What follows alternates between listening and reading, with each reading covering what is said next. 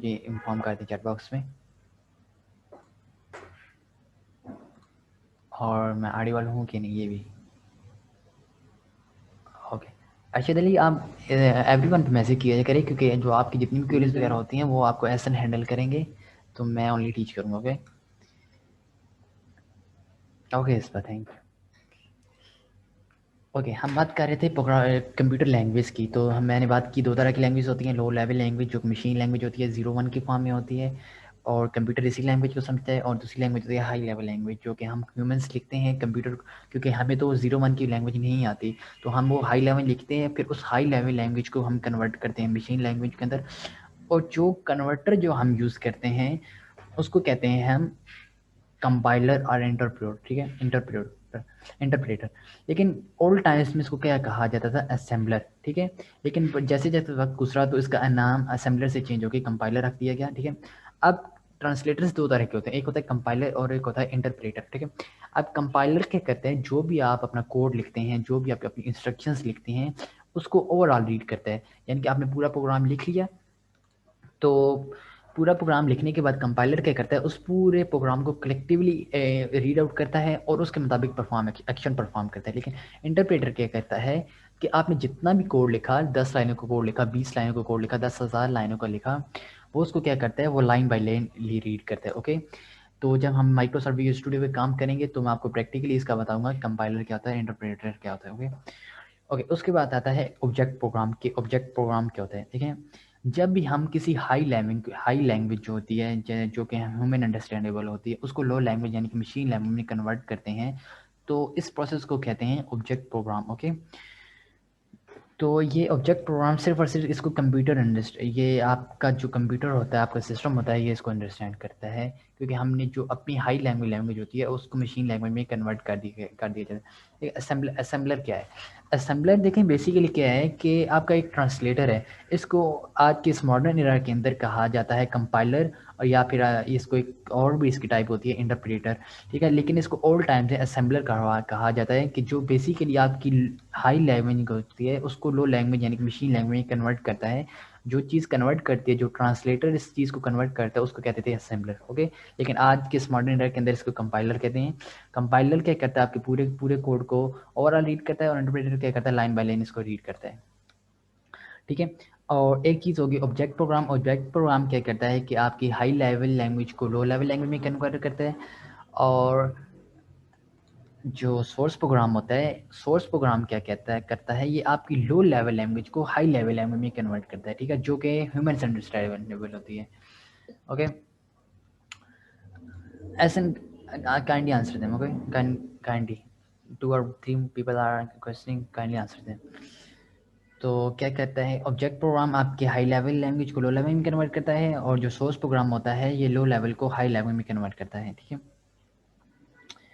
अच्छा, हर जो कंपाइलर होता है उसका अपना एक ग्रामर आप कह लें, एक सेंटिक्स होता है, उसके अपने एक रूल्स होती हैं, उसकी एक अपनी वोकैबुलरी या डिक्शनरी आप कह लें उसकी अपनी होती है। ऐसा नहीं होता है कि हर कंपाइलर एक ही वे में उसको परफॉर्म करे, नो नो, हर कंपाइलर का मुख्तलिफ एक सेंटेक्स होता है। जिस तरह विजुअल स्टूडियो का आपको मैंने सेंटेक्स सिखाया था, इस तरह का होता है। और अगर आपने किसी ने यहाँ सबलाइम यूज़ किया हो तो उसको बेहतर पता होगा कि उसका किस तरह से होता है, और इस तरह हर कंपाइलर का मुख्तलिफ होता है। अच्छा, इसके बाद देखें, हम डिस्कस करते हैं समो के एल्गोरिथम्स क्या होते हैं। देखें, इसको समझने के लिए आपको समझना होगा कि आपकी जो प्रोग्रामिंग है, जो आपको प्रॉब्लम आ रहा है उसके अंदर वो क्या है। तो प्रोग्रामर्स क्या करते हैं, प्रोग्रामर्स हमेशा कोड ही लिखते हैं। कॉमनली इसको कहा जाता है कि प्रोग्रामर्स कभी आराम से नहीं बैठते। तो प्रोग्रामर्स क्या करते हैं, उनका जो लाइफ साइकिल होता है वो तीन चीज़ों से गुजर के आता है। कि वो सबसे पहले कि वो प्रॉब्लम को डिफाइन करते हैं कि जो आपकी उनकी प्रॉब्लम होती है वो किस तरह की प्रॉब्लम है। ओके, उसको डिफाइन करने के बाद वो क्या करते हैं कि उसको एनालाइज करते हैं कि ये किस तरह की प्रॉब्लम है। ओके, एनालाइज करने के बाद वो क्या करते हैं, इसका एक एल्गोरिथम बनाते हैं। एल्गोरिथम अब क्या है, एल्गोरिथम बेसिकली एक प्लान है, या आप इसको कह लें a way to do work, a way to do task. ठीक है, अगर आप कोई भी एक टास्क कर रहे हैं, वर्क कर रहे हैं, वो किस वे से कर रहे हैं, वो आपका बेसिकली एल्गोरिथम है। ठीक है, और एल्गोरिथम मैं अभी आपको प्रैक्टिकली समझाता हूँ कि किस तरह होता है। और इसमें एल्गोरिथम लिखने के बाद प्रोग्रामर क्या करता है, इसका एक फ्लो चार्ट बनाता है। अच्छा, एल्गोरिथम दो तरह का होता है, एक होता है स्यूडो कोड, जो आपका मतलब एक ऐसा कोड आप लिखते हैं कि अगर कोई भी इंसान उस कोड को पढ़े तो उसको समझ में आ जाए कि ये प्रॉब्लम इस तरह से रिजॉल्व होगी। ओके, तो और एक होता है फ्लो चार्ट। फ्लो चार्ट क्या होता है कि वो पिक्टोरियल डायग्राम आप कह लें, ग्राफिकली आप डायग्राम कह लें, जो आपकी प्रॉब्लम को रिजॉल्व करती है। ओके, तो आज के हम लैब में हम देखेंगे अपने स्टूडियो कोड और फ्लो चार्ट में, ठीक है। और फिर नेक्स्ट लैब से हम वी स्टूडियो पे रन आउट करेंगे इसको, अपने सारे प्रॉब्लम्स को और अपने सारी सारी एप्लीकेशंस को। मैं यहाँ पे अपना नोट पैड भी ओपन कर लेता हूँ। जस्ट एक मिनट।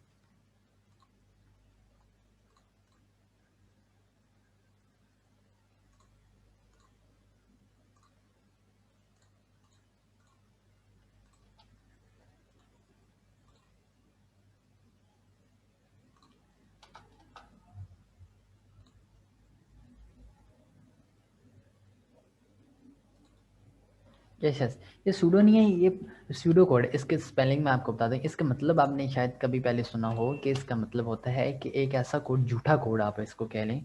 सूडो कोड, जो सूडो का मतलब यही होता है कि ऐसी कोई चीज़ जो झूठी हो, हकीकत में उसका कोई वजूद नहीं हो, ठीक है। मैं यहाँ पे आपको बता देता हूँ कि एल्गोरिथम हैज़ टू टाइप्स, ठीक है। ये दो तरह का एल्गोरिथम होता है।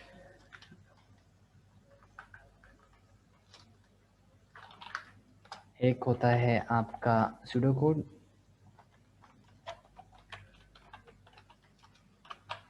और जबकि दूसरा होता है आपका फ्लो चार्ट।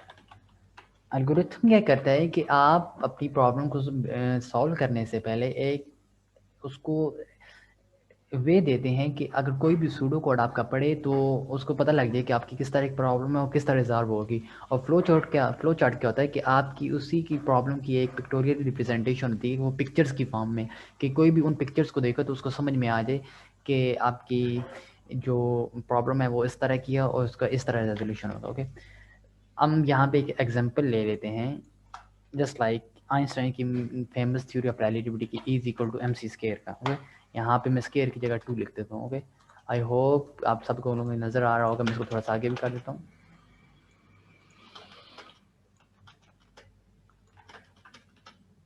ओके, हम यहाँ ऊपर लिख भी लेते हैं फॉर एग्जाम्पल।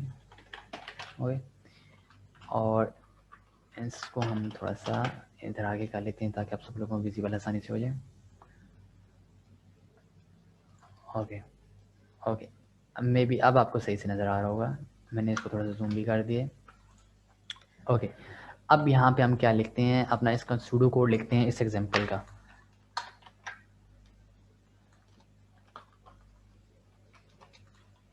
देखें, सबसे पहला स्टेप क्या है कि आपने लिखना है स्टार्ट, ठीक है। मैं यहाँ पे स्टेप 1 इसका नंबरिंग कर देता हूँ। आपने क्या लिखना है, स्टार्ट। ये किसी भी प्रोग्राम को आपने जब प्रैक्टिकली विजुअल स्टूडियो पे रन करवाना है तो उससे पहले आपने अपने हर प्रोग्राम का सूडो कोड लिखना है और उसका फ्लो चार्ट बनाना है। क्योंकि आप जब आप प्रोफेशनल लाइफ में किसी जॉब के लिए जाते हैं तो उस पर ये नहीं आपको कहा जाता कि यार ये आपका सिस्टम है, इस पर बैठ के आप ये वाली प्रॉब्लम सॉल्व करें, ये विजुअल स्टूडियो हम आपको ओपन करके देते हैं। नो, वो क्या करते हैं, आपको एक कॉपी पेन देते हैं और कहते हैं कि ये प्रॉब्लम है, आप इसका हम सूडो कोड और फ्लो चार्ट बना के दें।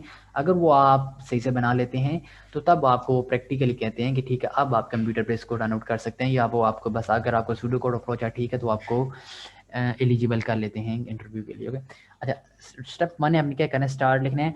और आपने क्या करना है, हर स्टेप के आखिर में कोमा के लगाना है। ओके, स्टार्ट और आखिर में कोमा। ऐसा नहीं है कि आप स्टार्ट लिखें और डायरेक्ट स्टेप 2 पे चले जाए। नो, ये गलत हो जाएगा।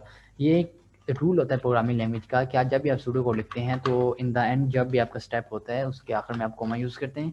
ओके, फर्स्ट स्टेप में मैंने लिख लिया स्टार्ट। अब स्टार्ट क्या है कि मैंने यहाँ से स्टार्ट ले लिया कि मेरा पहला स्टेप था, मैंने अपनी प्रॉब्लम को सॉल्व करने के लिए मैंने सबसे पहले क्या करना है, उसको स्टार्ट लेना है। अगर मैं स्टार्ट लूँगा तो ही अपनी प्रॉब्लम को सॉल्व करूँगा। ऐसा नहीं है मैं स्टार्ट लूँगा ही नहीं तो अपनी प्रॉब्लम मेरी खुद ब खुद सॉल्व हो जाएगी। नो, ऐसा नहीं होगा कुछ भी। तो स्टार्ट ले लिया, फिर आपने उसके बाद जो भी आपकी मतलब प्रॉब्लम है उसके हिसाब से आपने वो स्टेटमेंट लिखनी है, वो लाइन ऑफ कोड लिखना है। देखें, अब मैंने इस प्रॉब्लम को सॉल्व कर लें तो इसके लिए सबसे मेरे, अगर ई को मैंने E is equal to M C square, अगर ई की जो भी वैल्यू आएगी वो एम सी स्क्र की जो भी वैल्यू होगी वो ई की इक्वल होगी। तो सबसे पहले मुझे यहाँ पे एम की वैल्यू चाहिए। ओके, तो मैं यहाँ पे क्या लिखता हूँ, show message to user, enter the value of mass. अब ये क्या करें कि जब आप प्रैक्टिकली इसको वर्क करेंगे इसका। तो जब जो भी यूज़र होगा, जो भी वो मैथ्स की वैल्यू डालेगा, आपने उसको इस पे लिखना है। Okay, enter the value of maths, ताकि वो जो भी यूज़र की जो भी वैल्यू हो, आप उसी को एक थ्योरेटिकल फॉर्म में यहाँ पे लिख रहे हैं कि क्यों मैसेज टू यूज़र, कौन सा मैसेज यूज़र को आए, enter the value of maths. Okay, और यहाँ पे आपने क्या करना है, कोमा लगा लेना है। ओके, नाउ आप मूव करें स्टेप 3 की तरफ। स्टेप 3 में आपने क्या लिखना है, read the value of maths. Okay, और यहाँ पे आपने क्या करना है, कोमा लगा लेना है। ओके, अब ये कौन सी वैल्यू, ये कौन रीड करेगा, ये आपका जो कंपाइलर होगा वो इसको रीड करेगा, read the value of maths. लेकिन आप सूडो कोड, आप ये एक ऐसा कोड होता है कि कोई भी इंसान इसको पढ़े तो उसको समझ में आ जाए कि ये प्रॉब्लम इस तरह रिजॉल्व होगी। ओके, तो इस वजह से हम यहाँ पे लिखते हैं read the value of maths, कि यूज़र जो भी वैल्यू डालेगा मैथ्स की वो रीड करे कंपाइलर। ओके, ये इस लाइन का ये मतलब है। ओके, आई होप सो कि आपको सही से समझ में आ रहा होगा। लेकिन अगर आपको कोई भी क्वेरी है तो आप साथ में कमेंट सेक्शन में पूछ सकते हैं, ऐसा आपको रिप्लाई कर देंगे। ओके, अच्छा, अगर आपको लगता है कि ये वाली लाइन काफ़ी लंबी हो जाए तो आप सिंपली क्या करें, आप यहाँ पे नीचे लिखें, बेसिकली हम मैथ्स को किस से यहाँ पे शो कर रहे हैं, एम से, तो आप यहाँ पे डायरेक्ट लिखें एम, और यहाँ पे आप एक सिंबल यूज़ कर लें, और यहाँ पे आप लिख लें रीड इनपुट।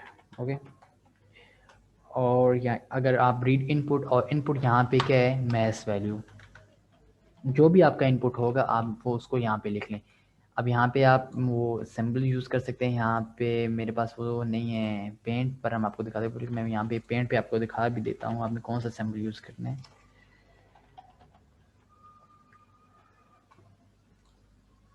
आपने यहाँ पे जब जो भी जिस तरह आपने यहाँ पे मैथ्स को ड्राइव किया एम से, तो आपने यहाँ पे कौन सा सिंबल यूज़ करना है, डायरेक्ट ये वाला सिंबल। हो गया, इस तरह उसको पॉइंट आउट करना है ऐसे, और यहाँ पे आपने क्या लिखना है, एम, मैं यहाँ भी लिख भी देता हूँ।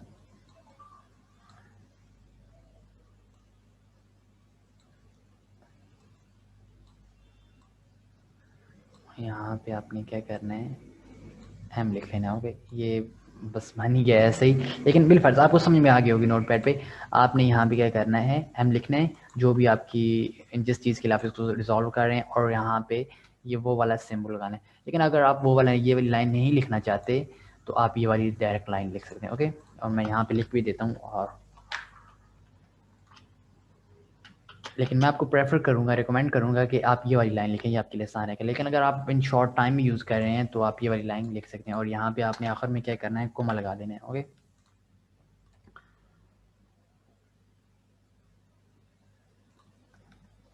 नो डैश साइन आप नहीं यूज़ कर सकते, लेकिन ये रूल्स होते हैं कि आपने जिस तरह आपकी जो होते हैं बड़े प्रोग्रामर्स जिन्होंने इस चीज़ को बनाया, उन्होंने रूल्स कुछ ना कुछ डिफाइन कर दिए कि आप किस तरह कौन सा रूल लिखेंगे। ओके, तो यहाँ पे आपको साइन या अंडर्स को या कुछ भी इस तरह नहीं लिख सकते, या डैश का साइन, आपने उसी तरह उसको लिखना है, ताकि जो यूज़र है या कोई भी इंसान जो उसको पढ़ रहा है उसको समझ में आ जाए कि आपने ये सूडो कोड किस तरह लिखा है। ओके, उसके बाद हमारा m की वैल्यू होगी। अब हमने यहाँ पे क्या लिखना है, c का स्क्वायर।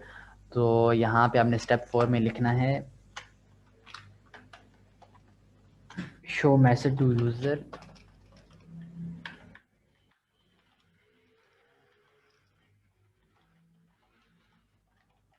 क्या मैसेज यूज़र को show, enter the value of speed, क्योंकि बेसिक क्या है, सी स्क्वायर क्या है, वेलोसिटी, वेलोसिटी क्या है, स्पीड। तो यहाँ पे हमने क्या लिखना है, enter the value of speed. Okay, और यहाँ पे इन्वर्टेड कॉमर्स को बंद कर देना है, और यहाँ पे आपने क्या लिखना है, मैं यहाँ पे लिख भी देता हूँ, मैथ्स क्या था, मैथ्स हमारा बेसिकली m था, और यहाँ पे c क्या है, स्पीड क्या है, c।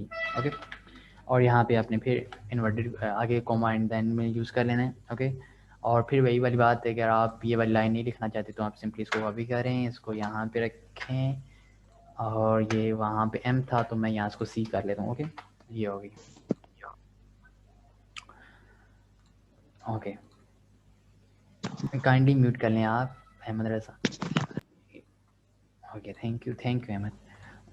उसके बाद क्या करना है, आपने सी स्क्वायर है तो यानी आपने ये आपकी जो भी यूज़र वैल्यू डालेगा वो ऑटोमेटिकली स्टोर हो जाएगी इस सी के अंदर। और सी का स्क्वायर है, हम जब प्रैक्टिकली इसको देखेंगे तो सी मल्टीप्लाई बाई सी इसको कर लेंगे, जस्ट लाइक ऐसे जब हम वी स्टूडियो पे नेक्स्ट लैब से काम करेंगे तो हम इसको ऐसे कर लेंगे सी मल्टीप्लाई बाई सी, ताकि जो सी का स्क्वायर है वो इसके अंदर वैल्यू स्टोर हो जाए। एक हम वेरिएबल बना लेंगे, उसमें स्टोर करवा लेंगे। ओके, हमने ये बात लिख ली।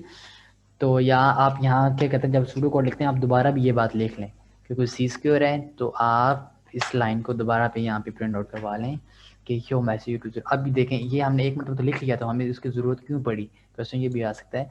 तो हमें इसकी ज़रूरत इस वजह से पड़ी क्योंकि वहाँ सी स्क्वायर था।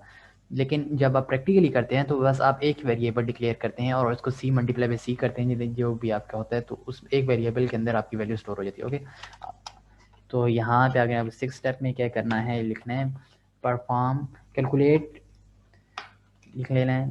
ठीक है, अगर आप कैलकुलेट नहीं लिखना चाहते इसके अलावा आप लिख सकते हैं परफॉर्म ऑपरेशन। ओके, ये बात है, या आप कैलकुलेट लिख लें या परफॉर्म ऑपरेशन लिख लें। अब ये कौन सा परफॉर्म ऑपरेशन होगा, जो आपने m और c स्क्वायर की वैल्यू दी है वो आप परफॉर्म हो, उस पर कोई ना कोई ऑपरेशन परफॉर्म हो, और कौन सा ऑपरेशन परफॉर्म हो वो हम नीचे डिफाइन करेंगे, उस पर कौन सा ऑपरेशन परफॉर्म हो। ठीक है, उस पर हम लिखेंगे e इज इक्वल टू, अब हमने क्या करना है, कौन सा ऑपरेशन इसमें परफॉर्म करवाना है, m multiply by c multiply by c। देखें अब मैंने इसको ऐसे क्यों नहीं लिखा, ये m डॉट c करके। देखें, अच्छा प्रोग्रामिंग लैंग्वेज में बिल्कुल आप रिलेशन नहीं करवा सकते मैथमेटिक्स का या किसी भी सब्जेक्ट का। आप ये नहीं कह सकते जिस तरह हम मैथ में करते हैं m डॉट सी, तो उसका मतलब तो यही होता है ना कि दो चीज़ें मल्टीप्लाई हो रही हैं। नो, प्रोग्रामिंग लैंग्वेज के अपने रूल्स हैं। तो अगर आप किसी भी दो या दो से ज़्यादा चीज़ों को मल्टीप्लाई करवा रहे हैं तो आप यहाँ डॉट नहीं लगा सकते, आपको मल्टीप्लाई का साइन डालना है। ओके, ऐसे m multiply by C multiply by C, दो मल्टा सी क्यों मल्टीप्लाई होगा, क्योंकि यहाँ पे सी का स्क्वायर था। ओके, और जो भी सी का स्क्वायर मल्टीप्लाई हो जाए m से, अब जो भी इसकी वैल्यू आएगी वो e के बराबर होगी, यही तो है is equal to M C square. Okay, तो अब यहाँ पे कोई ना कोई ऑपरेशन कंप्यूटर परफॉर्म करेगा, कोई ना कोई एक वैल्यू आएगी। ठीक है, बिल फॉर से यहाँ पे मैं आपको लिखा देता हूँ, जैसे कि for example let's suppose is equal to है 8। ओके, इज इक्वल टू 8 है लेट्स सपोज, और यहाँ पे हमने वैल्यू दी। वैसे ये आप सूडो कोड के अंदर नहीं लिखेंगे, मैं यहाँ पर आपको एग्जांपल में समझाने के लिए दे रहा हूँ, लेकिन आप सूडो कोड में सिर्फ और सिर्फ आप स्टेटमेंट थ्योरेटिकल फॉर्म उसके लिखेंगे, m इज इक्वल टू 2। ठीक है, और यहाँ पे c is equal to also 2, we'll write it here, c is equal to 2, and when we'll write again this value of c, so here we again use the value of c and I write it c is equal to 2। okay, तो यहाँ पे क्या होगा, 8 is equal to और e is equal to 2 multiply by 2 multiply by 2। okay, 2 2 4 4 2 8। okay, देखें अब e की value क्या आ गई 8, is equal to 8। we plot it in the right side। okay, तो ये देखें, ये इसको आप इक्वेशन 1 का नाम दे लें, ये इक्वेशन 1, और ये देखें इक्वेशन 2। अब e की वैल्यू क्या आ गई, both equations are satisfied. Okay, तो ये इस तरह कंप्यूटर आपका ऑपरेशन परफॉर्म करता है। मैं यहाँ से इसको यहाँ पे रिमूव कर देता हूँ, होप्स सो आप लोगों को समझ में आ जाएगी। अगर आप लोगों को इस चीज़ की समझ आ गई, आप काइंडली मुझे ये चैट बॉक्स में एक्नॉलेज कर दें।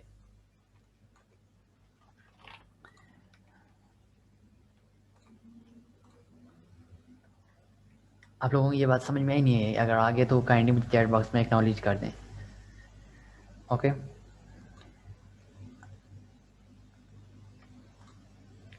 Okay, good good. ओके, तो अब आपने 7 स्टेप में क्या लिखना है, जो भी कोई ना कोई ई की वैल्यू आएगी उसको यहाँ पे आपने यूज़र को दिखाना है।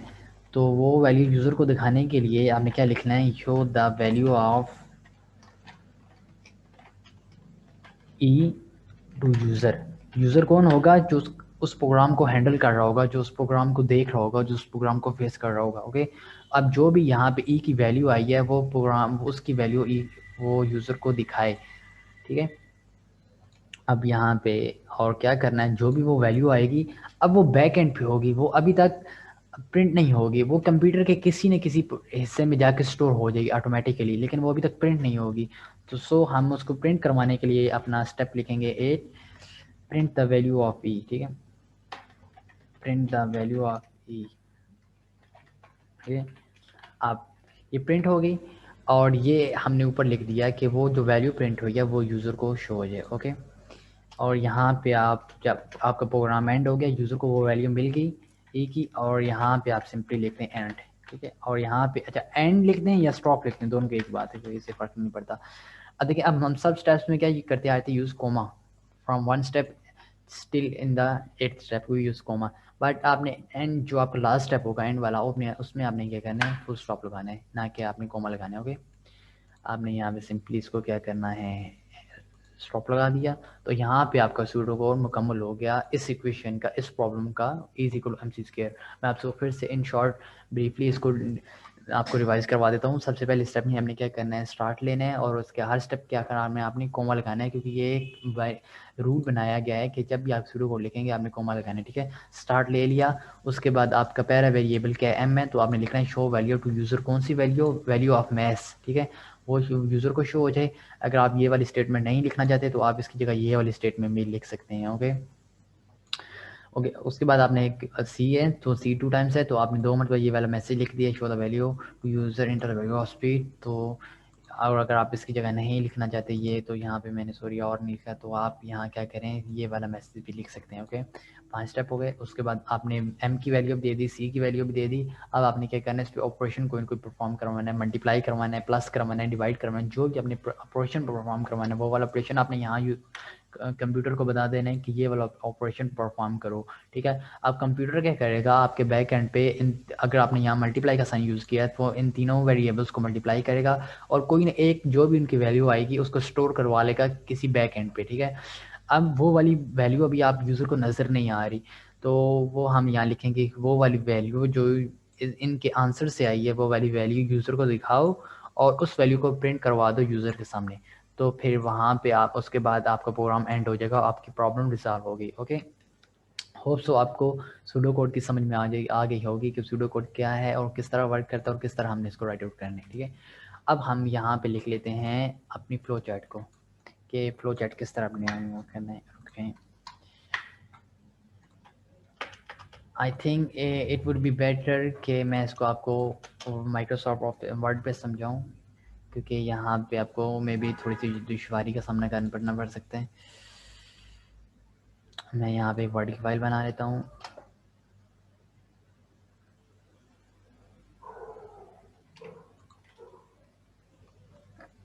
और मैं यहाँ पे इसको ओपन कर लेता हूँ, और ये ओपन हो गई।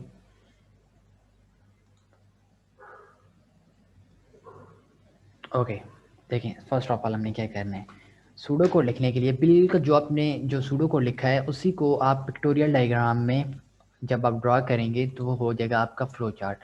तो सबसे पहले आपने याद रखना है कि जब भी आपने जो स्टार्ट लेना है वो आपने इस शेप में लेना है जो कि है ओवल। आप ये नहीं कि आप कोई रेक्टेंगुलर या स्क्वायर में इसको ले लें और आप कहें कि आपका तो प्रोग्राम फ्लो चार्ट ठीक है। नो नो, ये रूल्स होते हैं कि आप जब भी स्टार्ट लेना है तो आपने क्या करना है, उसको ओवल शेप में स्टार्ट लेना है। ठीक है, ओवल शेप में मैं यहाँ पे लिख भी लेता हूँ स्टार्ट। ओके, ये मैंने इसके अंदर लिख लिया स्टार्ट। अब आपने क्या करना है, अगला सिंबल यूज़ करना है। हम नीचे वाले स्टेप में आ रहे हैं तो नीचे वाले स्टेप के लिए हम ये वाला सिंबल यूज़ कर लिया। ठीक है, और हम यहाँ पे हम अच्छा अब देखें हमने क्या किया था, जो मैथ्स की वैल्यू थी वो और वैल्यू ऑफ स्पीड ये हमने सब यूज़र से लिए थे। ठीक है, तो जो भी आप इनपुट लेते हैं वो आप पैरेललोग्राम के अंदर लेते हैं। ठीक है, तो यहाँ पे आप पैरेललोग्राम यूज़ कर लें। पैरेललोग्राम में रुक जाएँ, कहाँ पे है,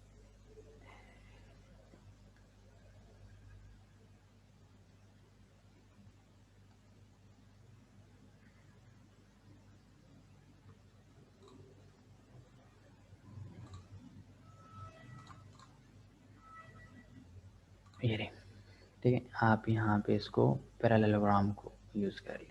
सम हो पैरेलल तो नहीं है, लेकिन शायद पता नहीं यहाँ इन लोगों ने पैरेलल यहाँ पे दी हुई है या नहीं दी हुई। Wait I check. पैरेलल होनी तो चाहिए, इतना बड़ा सॉफ्टवेयर है, अगर इसके अंदर पैरेलल नहीं है तो ये किस काउंट का सॉफ्टवेयर है। ओके यही जस्ट लाइक, लेकिन आपको समझ में आएगा बिल्कुल सेम टू सेम 99.9 पैरेललोग्राम इसी तरह होती है।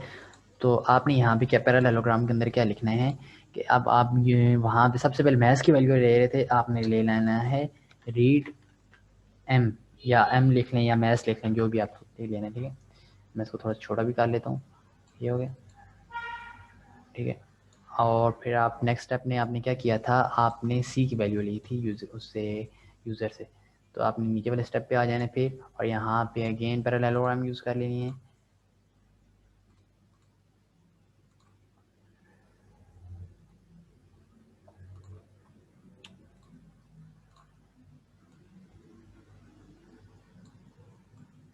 ओके यहाँ पे आपने क्या करना है, सी की वैल्यू ले लेनी है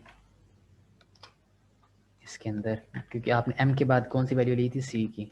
सी कह लें या आप इसको कह लें स्पीड, स्पीड ऑफ लाइट होती है, आप सिंपली इसको स्पीड लिख लें।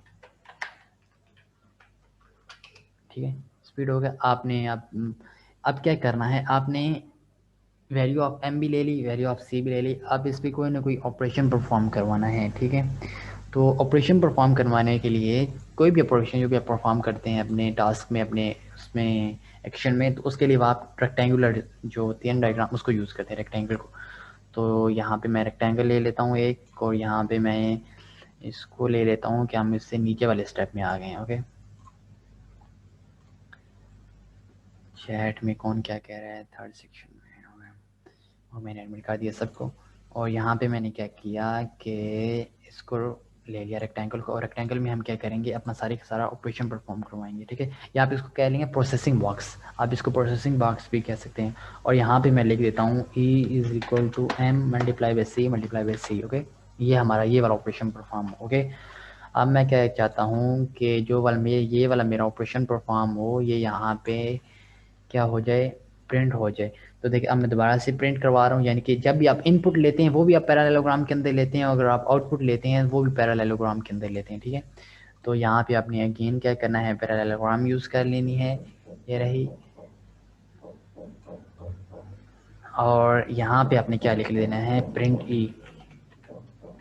अब ई इज इक्वल किसके इक्वल है, M multiply by C multiply by C. ठीक है, जो भी ये वैल्यू है वो ई के अंदर स्टोर हो जाए, और ई को यहाँ पे तुम क्या करो, प्रिंट कर दो। ओके, तो ये मैंने दोबारा से इसको पैरेललोग्राम के अंदर लिया। ये बात याद रखिएगा कि जो भी आपका इनपुट होता है और आउटपुट, ये दोनों पैरेललोग्राम के अंदर लिए जाते हैं, और जो आपका ऑपरेशन परफॉर्म होता है वो रेक्टेंगल के अंदर होता है। ओके, जिसको आप प्रोसेसिंग बॉक्स भी कहते हैं।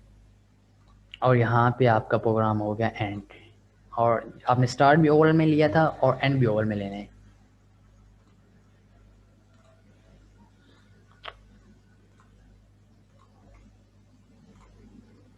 और यहाँ पे मैं क्या करता हूँ, इसको एंड ले लेता हूँ यहाँ पे।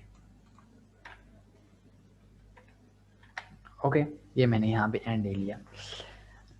अब ये मेरा पूरा फ्लो चार्ट बन गया। मैंने सबसे पहले क्या किया, वो स्टार्ट लिया ओवल शेप में, आपने लेना है स्टार्ट भी और एंड भी ओवल शेप में इसको एंड करना है। ठीक है, और जो भी आपने इनपुट लेना है और आउटपुट जो आपको डिस्प्ले होगा, वो दोनों के दोनों आपने फ्लो चार्ट के अंदर पैरेललोग्राम में लेने हैं। अगर आपने कोई इनपुट लेना है वो भी आप पैरेललोग्राम के अंदर लेंगे, और अगर आपने कोई आउटपुट डिस्प्ले करवाना है वो भी आपने पैरेललोग्राम के अंदर डिस्प्ले करवाना है। ठीक है, और जो आपका एक्शन परफॉर्म होगा, जो आपकी कैलकुलेशन होगी, जो भी आपका ऑपरेटर है जिसके लिए आप उस प्रोग्राम को रन आउट करवा रहे हैं, उसको आपने क्या करना है, रेक्टेंगल के अंदर परफॉर्म करवाना है। ओके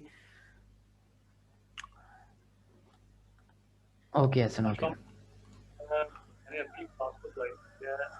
काइंडली म्यूट सर, हम आखिर में आपकी क्वेरीज लेंगे जो भी होगी। ओके, तो यहाँ पे आपका प्रोग्राम होगा। लेकिन आपको यहाँ मैं एक और चीज़ बता दूँ कि कभी कभी ऐसा होता है कि आपके जब लेंथी प्रोग्राम्स आते हैं तो आपके जो फ्लो चार्ट्स होते हैं वो एक पेज के नहीं, ये तो भी छोटा सा फ्लो चार्ट था, देखिए मैंने यहाँ से इसको स्टार्ट किया और यहाँ पे एंड हो गया।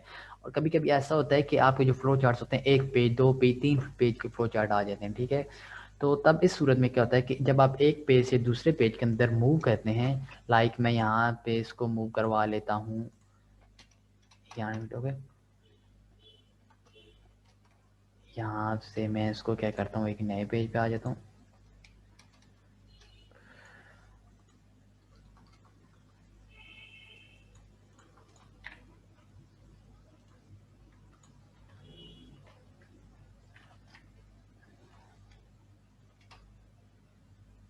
ये देखें मैं यहाँ पे आ गया दूसरे पेज के अंदर, ठीक है। अब जब मेरा प्रो चार्ट रन आउट हो रहा है तो मैं किसी दूसरे या तीसरे पेज पे चला गया हूँ, तो उसके लिए क्या होता है कि बिलफर्ज आपका ये यहाँ पे नहीं है, आपका इसको मैं थोड़ा सा बड़ा कर लेता हूँ, इसको यहाँ पे कर लिया मैंने, सिर्फ आपको समझाने के लिए कि अगर आपका कोई फ्लो चार्ट लेंथी आ जाए तो फिर आप क्या करेंगे। मैंने इसको थोड़ा सा बड़ा ले लिया, ओके, और मैंने यहाँ पे क्या कर लिया, इसको ऐसे रख लिया, ओके, और मैं इसको थोड़ा सा और बड़ा कर लेता हूँ, ये यहाँ पे हो गया। अब मैं क्या करता हूँ, देखें इसको यहाँ पे रखता हूँ और ये यहाँ पे इसको एडजस्ट कर लेता हूँ, ओके। अब देखें ये जगह मेरी थोड़ी सी हो गई और मैं इसको ऊपर कर लेता हूँ और इसको मैं यहाँ पे अपना जो मैंने ऑपरेशन परफॉर्म करवाया था इसको यहाँ पे रख लेता हूँ, ओके। इसको मैं थोड़ा सा छोटा कर लेता हूँ ताकि आप लोगों को सही से विजिबल होए। ये यहाँ पे मैंने इसको कर लिया, ओके। और इस ऑपरेशन को जो मैंने आउटपुट डिस्प्ले करवाया था मैं इसको यहाँ पे कर लेता हूँ। देखें अब देखें मेरे यहाँ पे पेज एंड हो गया है, मेरे पास जगह नहीं रही क्योंकि मेरे कुछ ना कुछ ऑपरेशंस हो रहे हैं जो नेक्स्ट स्टेप पे हो रहे हैं, जो नेक्स्ट पेज पे हो रहे हैं। तो उसके लिए क्या होता है कि आपने जब ये वाला साइन यूज़ कर लिया तो आप उसके नीचे एक डायग्राम होती है, मैं आपको बताता हूँ। देखिए अगर तो आप एक ही पेज के अंदर रह के अपने फ्लो चार्ट को एंड कर रहे हैं तो आपने उसके लिए यूज़ करना है यही ओवल, ठीक है।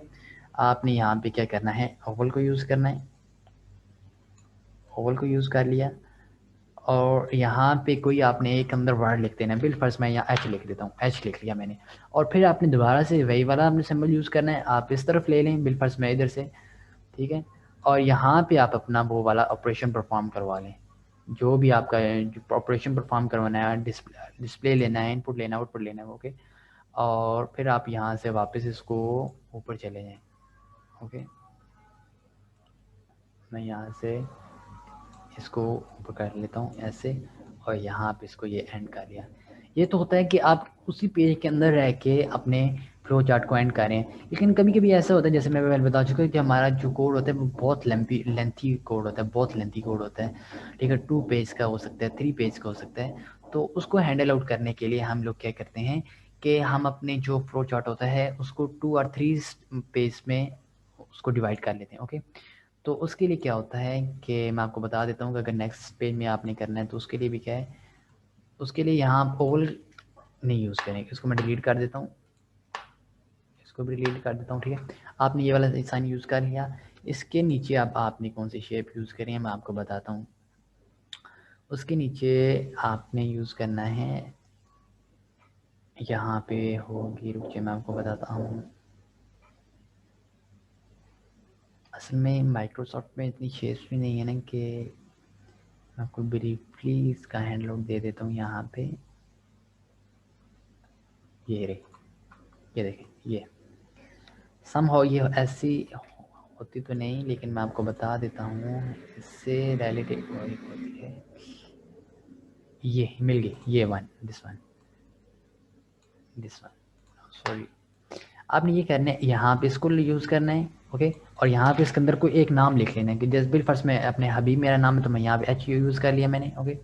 एच यूज़ करने के बाद देखिए अब मैंने यहाँ पे इसको तो यूज़ कर लिया। अब मैंने क्या करना है कि इसके एक नीचे भी सिंबल लगाना है, मैं इसको थोड़ा सा छोटा कर लेता हूँ, ये यहाँ पे मैं इसको इतना कर लेता हूँ और इसको मैं थोड़ा सा ऊपर कर लेता हूँ, ओके। और यहाँ पे मैंने क्या करना है, एक और सिंबल यूज़ करना है, मैं इसको कॉपी कर लेता हूँ और यहाँ पे इसको पेस्ट कर लेता हूँ, ओके। और यहाँ से इसको मैं थोड़ा सा इस तरह कर लेता हूँ, थोड़ा सा छोटा, ठीक है। ये होगा। अब ये मैंने इसके नीचे भी एक साइन यूज़ कर दिया। अब यहाँ पे आपका पेज एंड हो गया, ओके। आपका पेज यहाँ पे एंड हो गया। अब आपने क्या करना है, जब आप नेक्स्ट पेज पे आएंगे तो मैं यहाँ इसकी भी कॉपी ले लेता हूँ, यहाँ पे पेस्ट कर लेता हूँ, ये हो गया। आपने नेक्स्ट पेज पे जैसे ही आएंगे तो आपने सबसे पहले यही साइन यूज़ करना है, आपने सीधी कोई डायग्राम यूज़ नहीं करनी। देखें आपने यहाँ पे इस पे ख़त्म किया था और नेक्स्ट पेज पे भी आपने यही यूज़ करना है, ठीक है।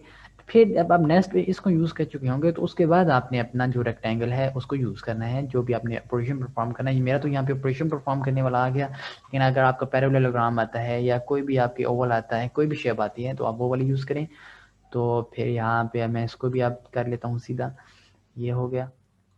और मैं इसको यहाँ पे एडजस्ट कर लेता हूँ और यहाँ पे ये मेरा प्रोग्राम एंड हो गया। ये दिस वन मैं इसको थोड़ा सा ऊपर कर लेता हूँ ताकि आप लोगों को विजिबल हो जाए आसानी से। ये हो गया, ये आप सेंटर में रखें तो खूबसूरत लगेगा, क्योंकि जब भी आपको कोई एक्सटर्नल आदमी कोड पढ़ता है तो अच्छा नहीं लगता। ओके, आई होप सो कि आप लोगों को इसकी सही से समझ में आ गई होगी। ओके ऐसा ओके। तो सूडो कोड में आपको ये देखा है कि आप देखें सबसे पहले हमने क्या लिया था, वैल्यू ऑफ मैथ्स ली थी। तो मैंने यही काम किया, मैं आपको बताया जो भी इनपुट लेना है वो आपने पैरेललोग्राम के अंदर लेना है, ठीक है। और यहाँ पे मैंने क्या लिया, वैल्यू ऑफ स्पीड ली थी यानी कि सी की, वही मैंने क्या की पैरेललोग्राम के अंदर ले ली, ठीक है। और फिर मैंने क्या किया कि मैंने इन पे ऑपरेशन परफॉर्म करवा लिया। कौन सा ऑपरेशन परफॉर्म करवाया, is equal to M C square. Okay, तो यही वाला ऑपरेशन मैंने इसके अंदर लिख लिया। और याद रहे इनपुट मैं बार बार बता रहा हूँ कि जब आप जॉब के इंटरव्यू के लिए जाते हैं तो आपसे ये नहीं कहा जाता कि आप प्रैक्टिकली उस प्रोग्राम को राउंड करवा के दिखाएं, बल्कि आपको कहा जाता है कि आप ये कॉपी पेंसिल लें और हमें इस पर बताएं कि आपको सूडो कोड लिखें या फ्लो चार्ट बनाएं। तो वहाँ पे आपने जो भी इनपुट लेना है वो आपने यूज उससे लेने पैरेललोग्राम के अंदर लेने हैं, और जो भी आपने प्रिंट आउट करवाना है वो रेक्टेंगल के अंदर करवाना है, ठीक है।